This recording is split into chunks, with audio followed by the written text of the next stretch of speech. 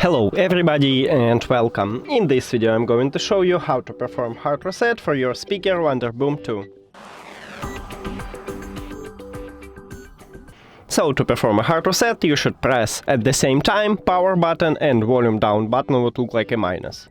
So press and hold it until your speaker is turned off.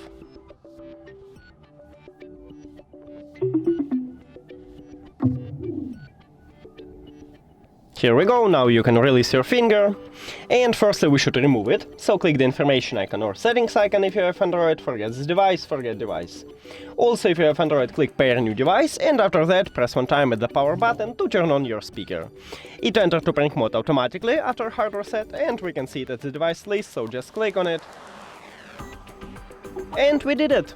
Thank you for watching this video. If you found it helpful, please consider subscribing to the channel and leave the like on the video. See you later!